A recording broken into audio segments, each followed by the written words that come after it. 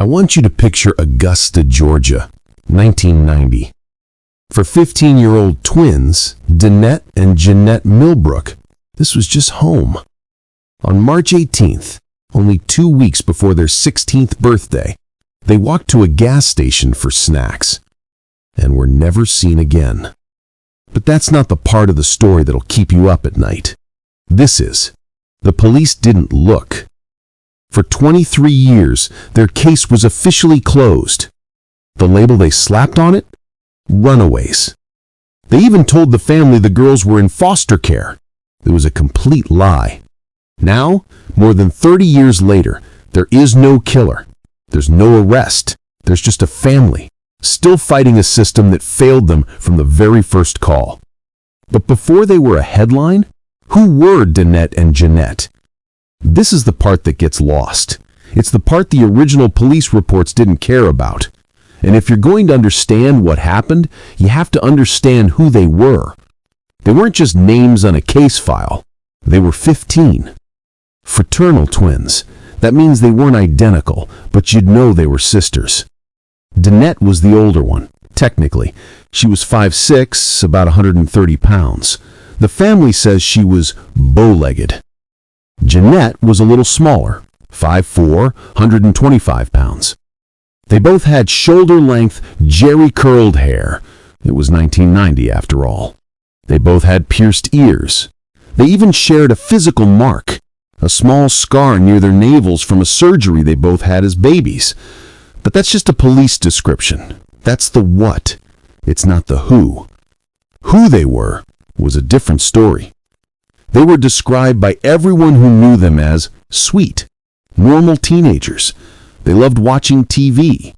They were raised by their mother, Mary Louise Sturgis, in a huge, close-knit household.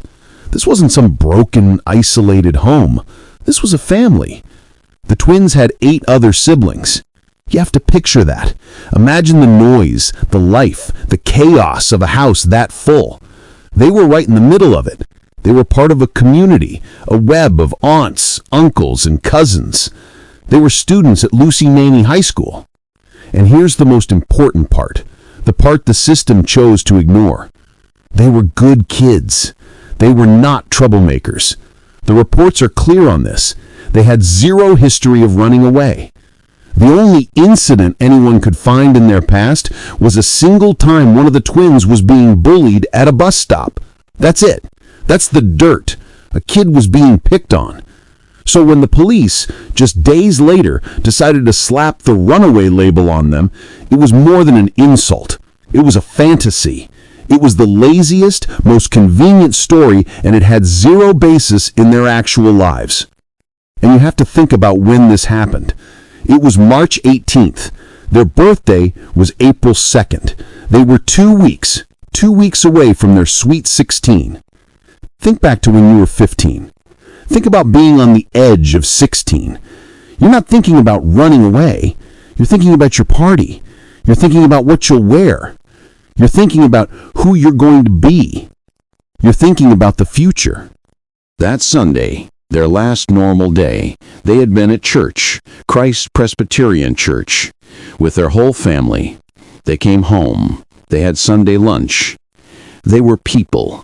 They were daughters, sisters, students. They had lives.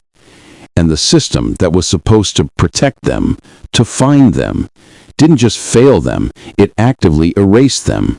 It decided, from the very first call, that these 2 girls weren't worth finding. That's who they were. And that's who the system threw away. Now, let's talk about that last day. March 18th, 1990.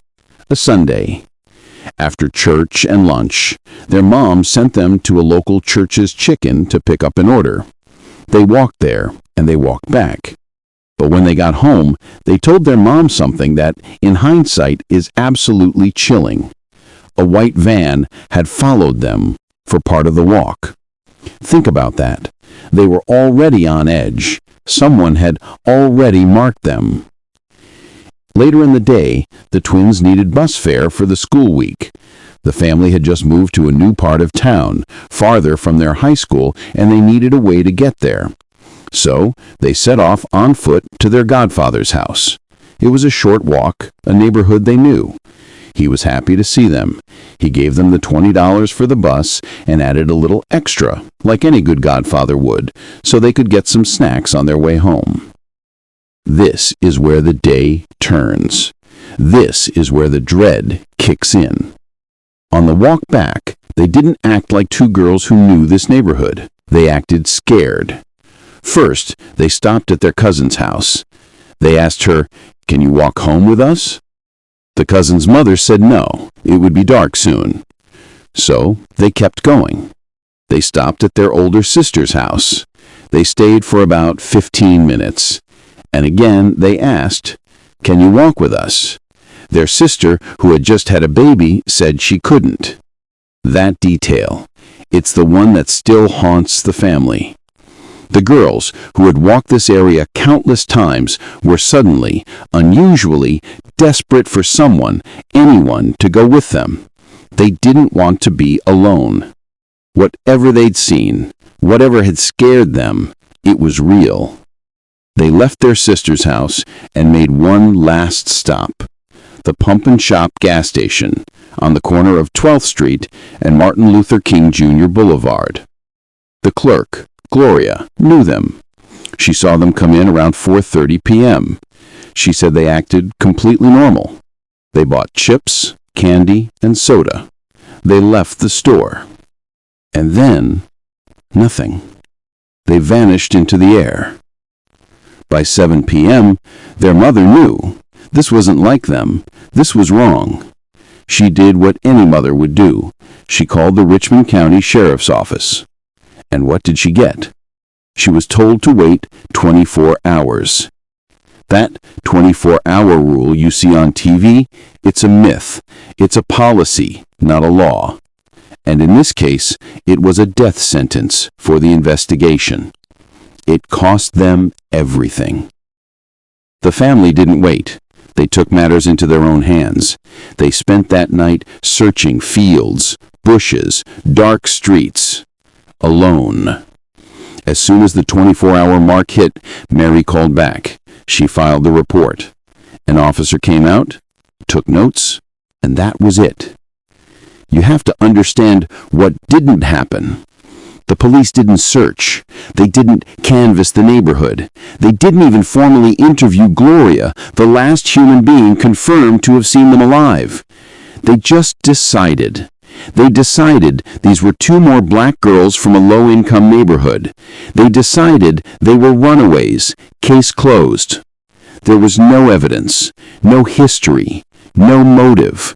It was just easier. It was a simple, clean box to put a problem in. And in 1991, they made it official. The case was closed. Dannette and Jeannette were removed from the National Registry of Missing Children. Imagine being Mary Sturgis. Imagine being their sister, Shantae. You know these girls. You know their personalities. You know they didn't run. And the people who are supposed to find them just won't. But it gets so much worse. The family kept calling for years, and the answers they got were not just incompetent, they were cruel. They were told at one point that the girls had been found. They were told the twins had been removed from the home and placed in foster care, that they had been adopted. Think about that. It's a lie that offers a twisted, horrible kind of hope. Maybe they're alive, just somewhere else. The family later learned this was a mix-up. Another relative had kids in the foster system, so the authorities just shrugged. Oops, our mistake. The case files, the original police file, lost, gone. At one point, they were notified the files were lost a second time. This isn't just incompetence. It's a level of systemic failure that is staggering. The villain in this story wasn't just hiding in plain sight. It was the system itself. And while the police were filing this as runaways and losing the paperwork, A real monster was walking their streets. Joseph Patrick Washington. Washington was a serial predator who was active in that exact neighborhood in that exact time frame. In 1995, he was sentenced to 17 consecutive life sentences for abducting, assaulting, and in one case, murdering women. Was he involved? Did he see the twins walking home? Was he in the white van? We will never, ever know, because nobody ever looked. By the time he was caught, the twins' case was already buried. Their last normal day. It was Sunday, March 18th, 1990, and you have to understand, it began just like any other Sunday for the Millbrook family. This was a close-knit family, a church-going family. So that morning, they all went to services at Christ Presbyterian Church on Laney Walker Boulevard. The twins, Dannette and Jeannette, were there with their mother, Mary, and their siblings. It was just normal. After church, they all headed back home, and the family had lunch together. The first crack in the day, the first sign that something was wrong, happened right after. Their mother sent the twins to go pick up the family's order from a local church's chicken. It was a simple errand, a walk they'd probably done a dozen times. They left, they got the food, and they came right back. But when they got home, they told their mother that a white van had followed them for a portion of their walk. Let's just stop on that for a second. If you're a woman, a girl, you know that feeling. That spike of ice in your gut. You feel your stomach clench. You walk faster. You don't look back, or maybe you look back too much. You pray for them to turn off. They got home safe. They told their mom. And what do you do with that information? You're safe now. It was probably just some creep. You're home. So the family had lunch together. But that fear, that van, it was in the air now. At lunch, the twins brought up something else. They needed bus fare for the upcoming school week. This is a key detail.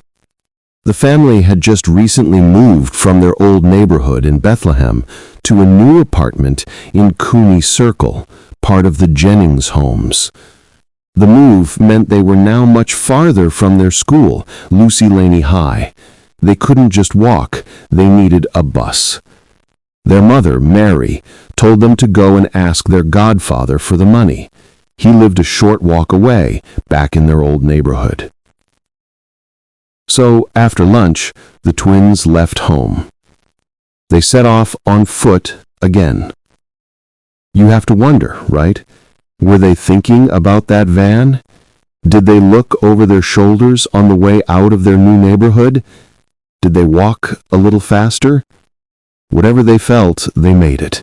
They got to their godfather's house. It was a short walk, and it was fine.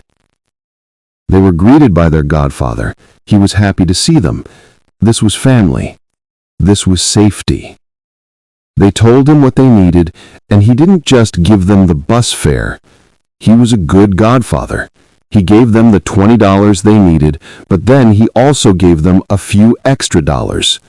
Get some treats, he probably said, for the walk home. It's this small, normal moment of kindness. It's the last moment of pure, uncomplicated safety these girls would ever have. They leave their godfather's house. They've got their bus money. They've got their treat money. And something is wrong. The girls, who just an hour or so before had walked to this house, are now suddenly, deeply terrified to walk from it. What happened in that window? We'll never know. Did they see the white van again? Was it parked on a corner, waiting? Did someone whistle at them from a porch? Or was it just the fading light? All we know is what they did next, and it's the most important clue of the day. They didn't walk home. They went looking for an escort. They were trying to find safety in numbers. First, they stop at their cousin's house. They walk in and they ask her, "Can you walk with us?" The family said later, this was weird. This was not them. These girls knew this area like the back of their hand. They were 15. They weren't little kids. They had walked together alone countless times. And now they're asking for help to walk a path they know. They're scared. The request goes to the cousin's mother, and she says no. It wasn't a cruel no, it was a practical no, a mom's no. It was already getting dark soon. It's a no that will haunt that family forever, a simple, logical, everyday no that sealed their fate. So, what do? They're still too scared to walk alone. They don't give up. They walk to their older sister's house. That's their next stop. They go in. They stay for about 15 minutes. You can picture it, right? They're probably trying to act casual. They're just stopping by. They're not panicking. But then they ask again. The same question. Can you walk with us? Think about that. They're not just asking anymore. They're insisting. They are trying to build a new set of rules for the day. Rule number 1, we do not walk home alone. And their older sister, she has to say no too. She had just given birth. She had a newborn. Of course she couldn't just get up and walk them home. It's another no, another perfectly logical, understandable no. And now they're out of options. 2 no's, 2 doors closed. They must have felt it. The dread. The awful realization that they had to do the one thing they had just spent an hour trying to avoid. They had to walk home. Alone. They're walking. They still have that extra money from their godfather. The treat money. They head to the pumpkin shop. The local gas station on the corner of 12th Street and Martin Luther King Jr. Boulevard. This is a place they know. A family-frequented spot. It's around 4:30 in the afternoon. The clerk inside, a woman named Gloria. She knows them. This is a key witness. The last person. She knows these girls. They're regulars. They come in. They buy chips, candy, soda. They're just being teenagers. Gloria was asked later, what were they like? Were they scared? Were they looking over their shoulders? Her answer is the most confusing, chilling clue of the entire day. She said they were acting completely normal. Nothing seemed off. Nothing strange. How do you square that? How do you go from terrified to walk alone to acting completely normal in the span of 20 minutes? Were they just putting on a brave face? Were they good at hiding it? Or did they see someone in that store, someone they knew, someone who made them feel safe? Did the person who took them know them? This acting normal is the part that gets me. Or there's a third option. Was the danger outside? Were they calm inside, but the second they stepped out, they pay for their snacks. They walk out the door of the pumpkin shop, and then they're gone. They just vanished. Gloria, the clerk, couldn't remember which way they walked. She didn't see if they got into a car. They just stepped out of the light of the store and into nothing. They stepped into an absence. They didn't make it home. Back at the house, time starts to stretch. 5 p.m., 6 p.m. Where are they? Their mother, Mary, starts calling. She's calling around town. Have you seen them? No. No. No. Finally, she calls the pumpkin shop, and she gets Gloria. Yes, they were here. Around 4:30. That's it. That's the last pin on the map. By 7 p.m., Mary knows. This isn't them being late. This isn't them getting distracted. This is wrong. She does what you're supposed to do. She calls the Richmond County Sheriff's Office to report her 15-year-old daughter's missing. And what does she get? Ma'am, you have to wait 24 hours. That phrase. That soul-crushing, policy-driven phrase that has killed so many investigations. The family didn't wait. They went out themselves, searching fields, bushes, in the dark, calling their names. But the day was over. The trail was already cold. That normal Sunday, which had started with church, ended with a mother searching in the dark and 2 empty beds. The last day was over, and the long night was just begun. So the girls are gone. By 7 p.m., Mary Sturgis, their mother, knows. This isn't them being late. This isn't them getting distracted at a friend's house. This is wrong. She does what you're supposed to do.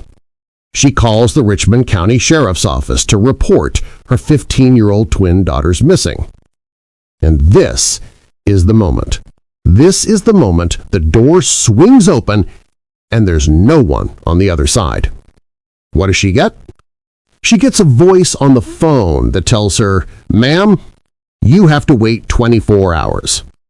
That phrase, that soul-crushing, policy-driven, indifferent phrase that has killed so many investigations before they ever had a chance to breathe. You have to understand what this rule really is. It's a myth. It's not a law. There is no law anywhere that says you have to wait 24 hours. It's a policy. And it's a policy of dismissal. It's the first bureaucratic wall they throw up to make your problem not their problem. For 24 hours, the clock is ticking. The trail is getting colder by the minute. And the only people who care, the only people who are allowed to care, are the family. So what did the family do? Did they sit by the phone and wait? No. They did the police's job for them. They spent that night searching in the dark. They were in fields. They were checking bushes. They were walking the dark streets of their neighborhood, calling their daughters' names.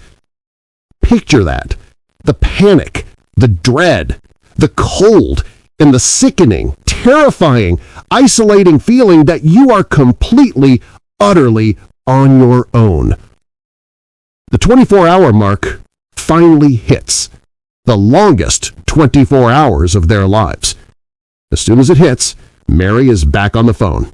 "It's been 24 hours. My daughters are still gone." Now they have to file a report. So an officer comes out to their residence. He collects the information. He writes it down. And that was about it. This is the part that's hard to believe. This is the part that shows you right from the jump what the Millbrook family was up against. This is the initial investigation. You have to understand what didn't happen. A 24-hour window has passed. That's the most critical window in any missing persons case. It's gone. So what's the plan now? What does the investigation look like? Did they organize a search party? Did they call in canines?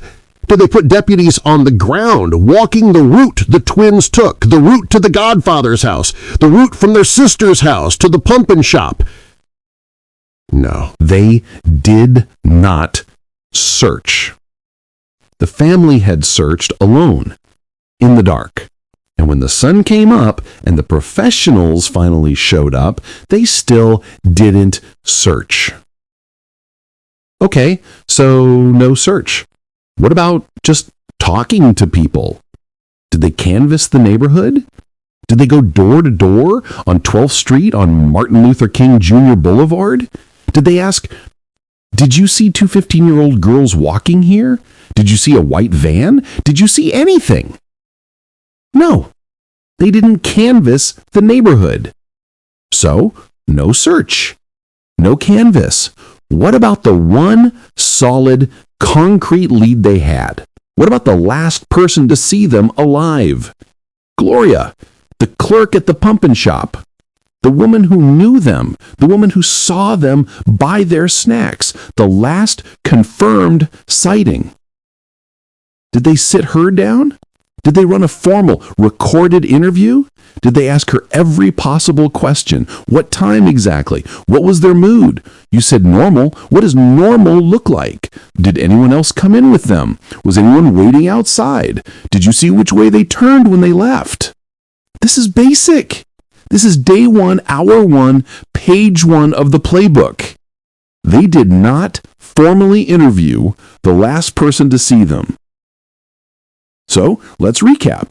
The official, professional investigation into 2 missing 15-year-old girls involved no search, no canvass, and no interview with the key witness. Why? How is that possible? Because in their minds, they already had the answer. From the very beginning, they made it clear. They viewed the girls as runaways. And this is the core of the injustice. This is the villain of the story, hiding in plain sight. It's the narrative that the police themselves created because it was easy. Let's be blunt about this. We're talking about 2 15-year-old black girls from a low-income area in Augusta. And for the authorities, that was an open and shut case. They weren't missing. They were runaways. It was the easiest, laziest, most convenient box to put them in. Why was it so convenient? Because if they're runaways, the police are off the hook. It's not a crime. It's a social problem. It's family trouble. It's not their job. They don't have to spend money. They don't have to search. They don't have to care. They just wait. What evidence did they have to support this runaway theory? None. Let's look at the facts. Did they have a history of running away? No. Did they have a motive to run away? No. Did they pack a bag? No. Did they take any money? No. Did they leave a note? No. In fact, all the evidence pointed in the opposite direction. They were 2 weeks from their 16th birthday. They were scared to walk home alone. They were asking for an escort. These are not the actions of girls planning a secret escape. These are the actions of girls who felt like they were in danger. But in the eyes of the authorities, the demographic was the evidence. And it gets worse. The case isn't just about inaction, it's about active deception and breathtaking incompetence. As the weeks turned into months and the family kept calling, kept begging for answers, they were given stories. At one point, the authorities notified the family that the twins were in foster care. They were told their daughters had been found, removed from the home, and placed in the system. Imagine hearing that. The horror, the confusion, wait, what? It was a lie.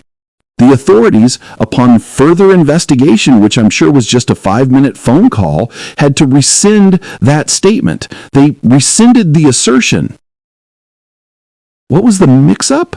Apparently, a different close relative had children in the foster care system. So they just confused the files. They couldn't be bothered to get the names right. It was all the same to them. And the case file, the original police file, the notes from that first officer, the non-existent witness statements, they lost it. The police actually lost the case file.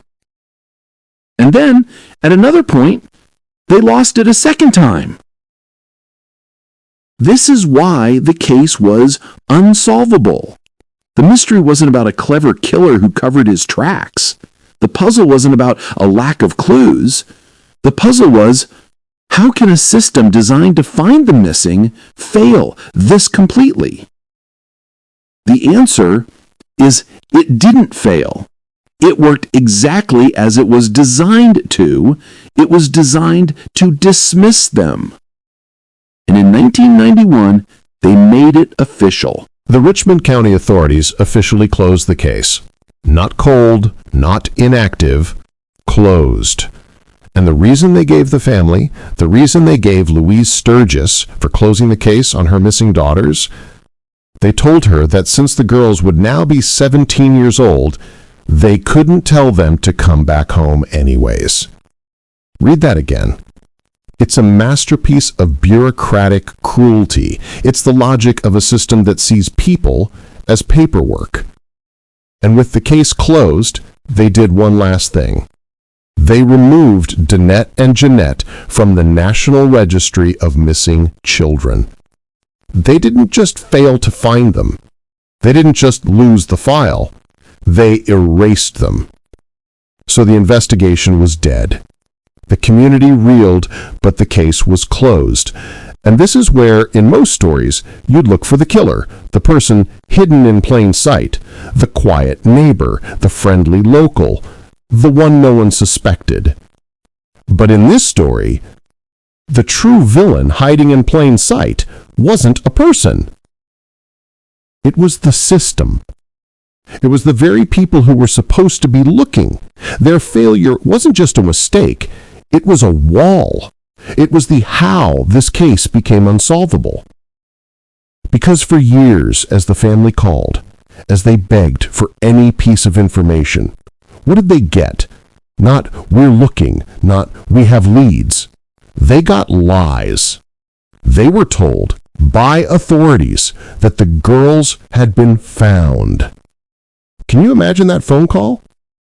The floor dropping out from under you? They were told the twins had been placed in foster care, that they had been adopted out. Think about the cruelty of that lie. It's not just a mix-up. It's a story designed to do one thing: make the family stop calling, to make the problem go away. Oh, they're not missing, they're in the system. It was, of course, a complete falsehood. Authorities later had to rescind it, blaming a confusion with another relative's case. It's the bureaucratic way of saying oops without ever having to say sorry. And what about the evidence? The file? The handful of notes from that first day? Lost. The Richmond County Sheriff's Office lost the case file. And then at another point, they lost it a second time. This is the villain at work. How do you solve a crime with no file? How do you reinvestigate when the original investigation has been, quite literally, thrown in the trash? The system didn't just fail to find the girls, it actively erased the search for them. And here's the most chilling part. This is what keeps me up at night. While this system of incompetence and indifference was doing its work, a real monster was walking their streets. While the police were busy not looking, someone else was. His name was Joseph Patrick Washington. He was a serial predator who was active in that exact neighborhood in that exact time frame. In 1995, Washington was sentenced to 17 consecutive life sentences. For what? For numerous criminal convictions tied to the abductions and sexual assaults of 5 women. 3 of them survived. He was a monster. He was right there. He was in their neighborhood at the same time they were. Was he the man in the white van? Was he the one who saw 2 15-year-old girls alone, scared and walking home in the fading light? Was he involved? We will never know. And the reason we will never know is the final brutal punchline to this story. The original detectives never looked. They never connected the dots. They never considered him. Why would they? In their minds, there was no crime to solve. There was no monster. There were just 2 girls who had run away. For 23 years, the case was dead. Not cold, not inactive. It was dead. The file was lost, the girls were erased from the National Registry, and the official story was runaways. For 23 years, the system was silent. But the family wasn't. This is the part of the story where you meet the real investigator. Her name is Shanta Sturgis, the twin sister. For 23 years, while the police file gathered dust, or more accurately, didn't exist, Shanta never stopped. She kept calling. You have to imagine what that's like. You call the sheriff's department. You get transferred. You get some new detective who's never heard of the case. You have to tell the whole story again from the beginning. You have to spell their names again. You get a, "we'll look into it." You hang up, and you know nothing is going to happen. You do this for a year, 5 years, a decade. You do this for 23 years. You do this while you're raising your own kids. You do this while you're grieving. You do this even when the system has told you in every possible way to shut up and go home. That's the kind of fight this was, and it's the kind of fight that almost impossibly worked. Shanta's persistence, her absolute refusal to let her sisters be forgotten, finally broke through. The year is 2013. The Richmond County Sheriff's Office is now under new leadership. The old guard, the ones who dismissed the case, who told Mary Sturgis her daughters were 17 and couldn't be forced home, they're gone. And the new sheriff, Richard Roundtree, hears Shante. He looks at the non-file, and he does something that no one in his position had ever done. He listened, and he acted. In 2013, the Richmond County Sheriff's Office officially reopened the case of Dannette and Jeannette Millbrook. And the new sheriff didn't just quietly sign a paper. He stood up and he said it publicly. "We think a terrible injustice has been done." I want you to just take in those words. A terrible injustice. This is the sheriff's office saying this. It's the system for the first time admitting what the family had known for 23 years. The original investigation was a sham. The runaway story was a lie. And the failure to look for these girls was, in itself, a crime. This was the turning point. For the first time, foul play was officially acknowledged. For the first time, the narrative was not two girls who ran off. It was two girls who were taken. It was a spark in a 23-year-long night. So what does that look like? What does a new investigation do when the trail is not just cold, but frozen solid and 2 decades old? You do the basics. You do all the things that should have happened on March 19th, 1990. The new investigators start from scratch. They have to rebuild the file that was lost twice. And in 2017, 4 years after the reopening, they finally take a step that should have been day one. They collect familial DNA samples from the family. Think about that. 27 years. It took 27 years for the authorities to do the most basic, fundamental CSI 101 level step in a missing persons case. But it was happening. The spark was small, it was late, but it was there. The case was finally, officially open. So the case is open, finally. After 23 years of being dismissed, of being told lies, of being erased, the family finally has a spark. The new sheriff admits a terrible injustice has been done. They're finally collecting DNA 27 years late. This is the part of the movie where the music swells. This is the moment the new hotshot detective opens the dusty box and finds the one clue everyone missed. Right? This is the part where the system finally starts to work. Wrong. What the Millbrook family learned in the most painful way possible is that a new investigation can very quickly get stuck in old ways. The new hope hit the same old walls. The first wall was silence. The case was reopened, but that didn't mean it was active. It was just not closed. The family, and now the public, were asking, what's being done? And the answer they got was, nothing. This is where the story takes a modern turn. If the police won't investigate, who will? Podcasters, the producers of The Fall Line, a true crime podcast, picked up the story. And they didn't just talk about it. They started digging. They did the work the Richmond County Sheriff's Office hadn't done in decades. They became the real investigators. And they knew what the case needed. It needed attention, and it needed money. So the producers of the podcast helped the family raise a $10,000 reward. Now, a $10,000 reward, that's a start. That's something you can put on a poster. You take that to the sheriff. You say, we have this. Announce it. Get it on the news. Put it on your website. And the family says a meeting was held. They say the sheriff's department made a promise. Not only would they announce the reward, but they would match it. $20,000. This was it. This was the partnership. The system was finally working with the family. And then the sheriff's department denied it. They denied making the commitment. They didn't match the reward. And according to the family, they didn't even announce the $10,000 that the podcasters had raised. Think about that. The new investigation, the one built on admitting injustice, wouldn't even do the simple, free, PR-friendly act of announcing a reward to help find two missing girls. The wall was back up. So what do? The police won't publicize the reward. You do it yourself.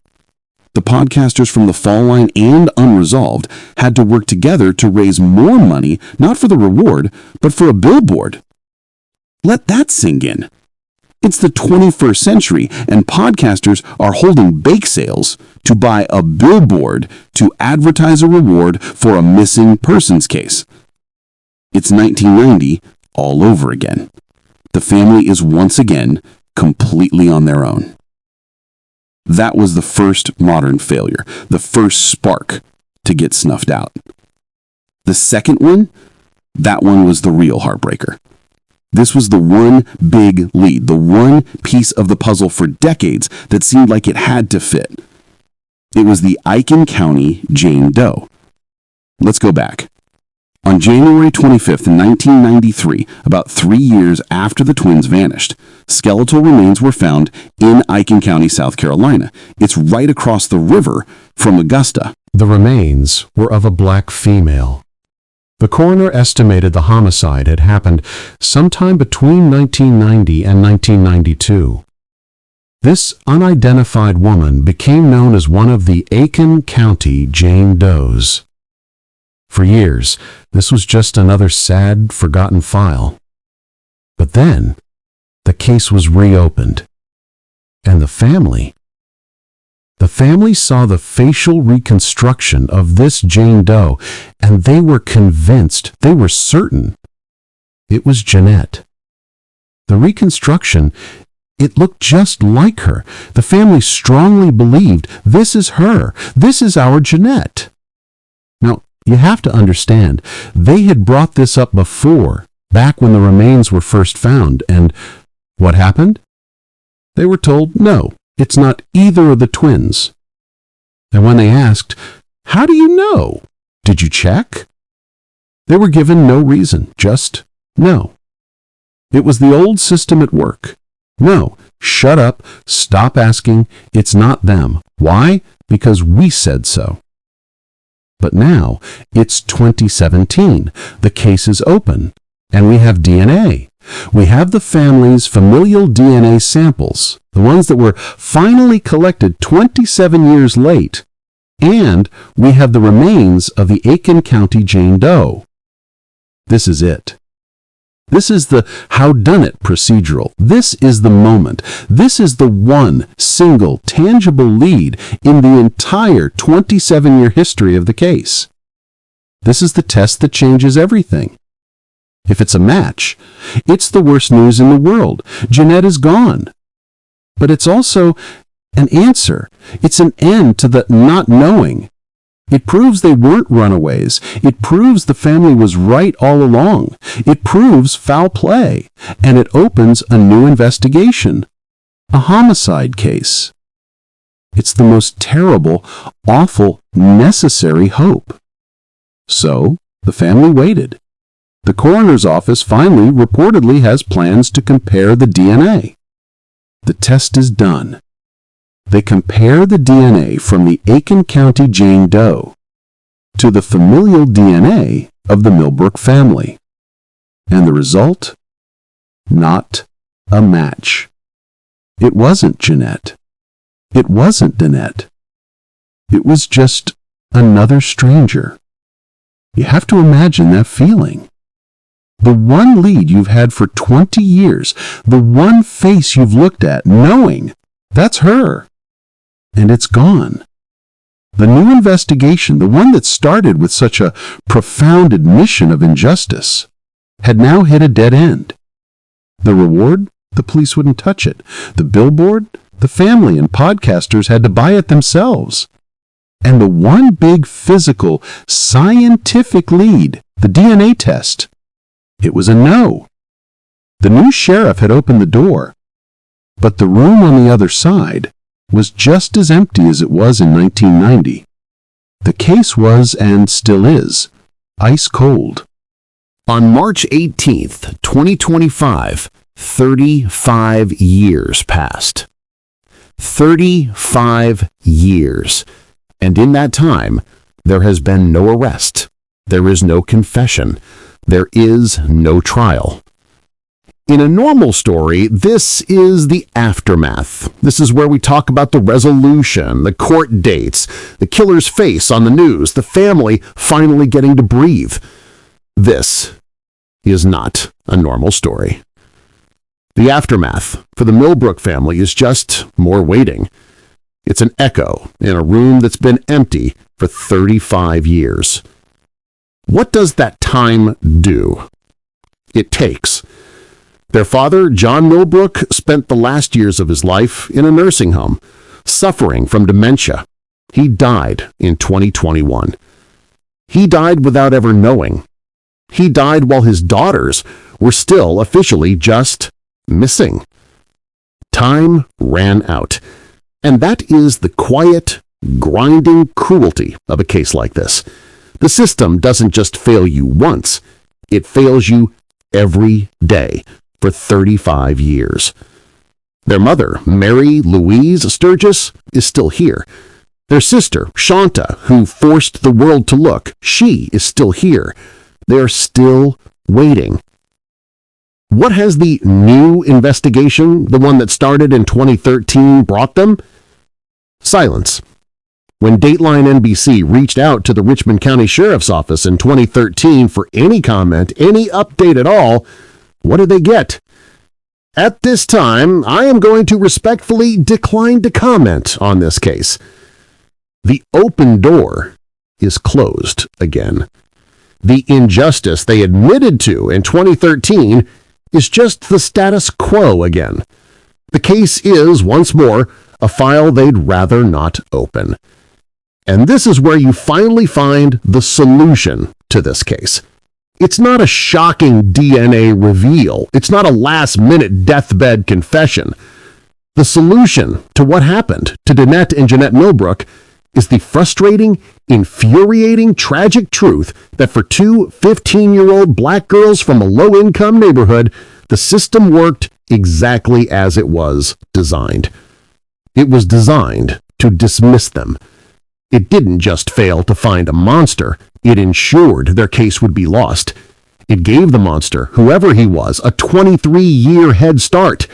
It lost the files. It lied to the family. It erased their names from the registry. That's the howdunit. So, there is no justice. Not in a courtroom, not in a jail cell. There is only a family that has never stopped searching. There is only a community that must never stop asking. And there is our refusal to let their names be lost in a file a third time. Say their names. Dannette and Jeannette.